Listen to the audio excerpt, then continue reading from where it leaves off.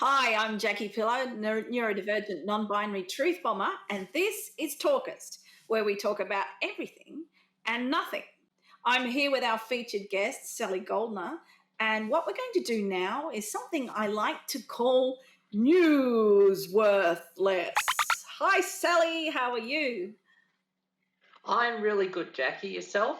I'm great, Sally. I will introduce our Newsworthless story. So this is where we have a look at something we turn the fluff of the news into the stuff of the news.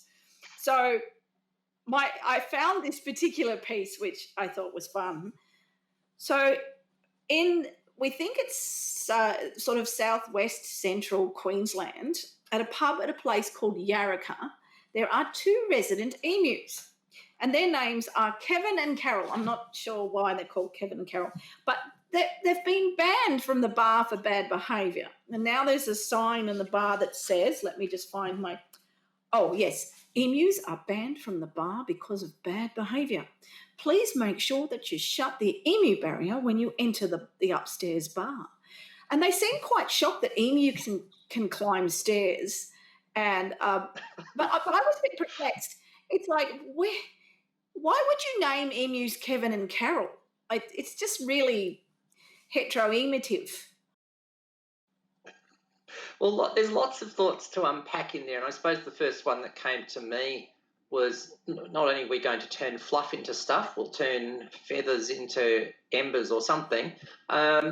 Seriously, why would you name them Kevin and Carol, and have you assumed something about their sex characteristics, gender identity and gender expression? We don't know.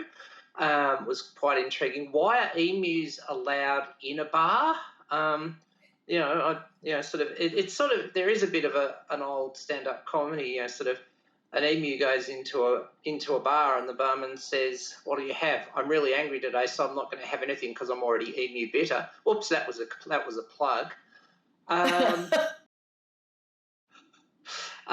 Also, what else can we consider? That I've got to get this in my best Dr. Phil voice. I'm going to release a little bit of anger here, and I am thinking of you, wonderful Jackie, because they allowed emus into a bar, but how many times do we know that medical assistance dogs get thrown out of premises unfairly and in breach of anti-discrimination law? And a big hi to Pepper, the wonderful assistance dog who is so much a part of your life.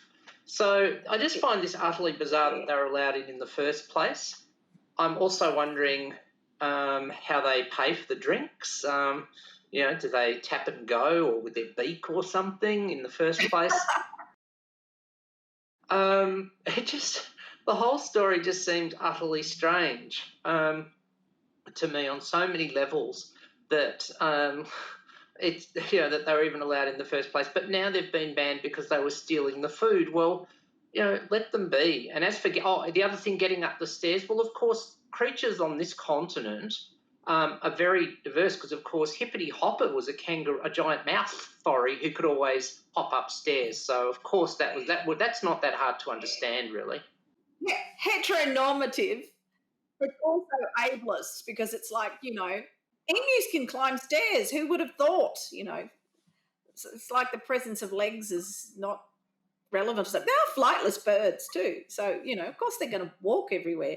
So we're heteronormative, we've got ableist. I'm just really glad that someone hadn't named them Kevin and Karen, because if it was Karen, she would have kicked down the door to the kitchen, jumped the table, ripped the sign off and asked to see the manager. Not all. Well, Karen. I'm going to take that further. Karen and Tim, because then they'd be claiming, they'd be saying their individual freedom to enter a pub has been damaged by dictator Dan, and that we're in some sort of dictatorship republic. What is it about Victorians named Tim? Because I can think of two.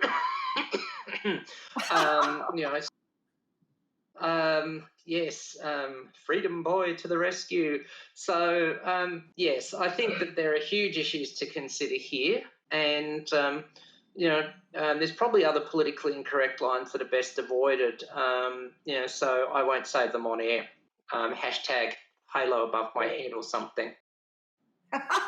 I think I need to say at this point, hashtag not all Karens. I did see something at one of the recent Black Lives Matters protests with a woman, a sign that said, my name is Karen and I want to see the manager of structural inequality. And I loved that. So clearly, I just thought that was wonderful. So, I mean, poor Kevin and Carol, you know, they've been tarred with this terrible brush. You know, it's a bit like it says something about what the tourist industry does to our native animals. You know, you're feeding them chips and things that are going to hurt them, and then you're wondering why they're climbing the stairs. I did like the line in here that was, I had to give a stern response was required to the emu.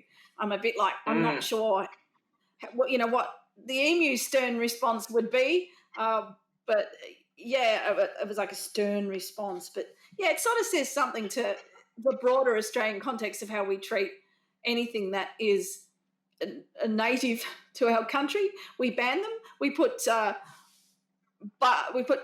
racist signs up and derogatory signs up, and we make arbitrary rules about who can access things. So it was pretty much a treatise to inaccessible Australia, wasn't it?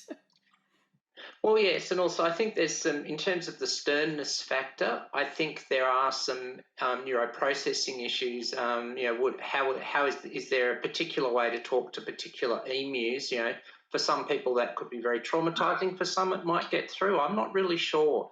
So I'm not sure. You know, I must admit my studies on emu neurodiversity are not quite up to date, but they obviously need some sort of coat to keep them warm, and we put them on our coat of arms or something, so to speak.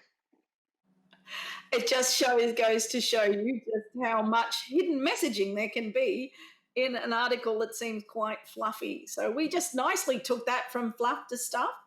Thank you, Sally, for being part of Talk-ist and for part of Newsworthless. That's all for now.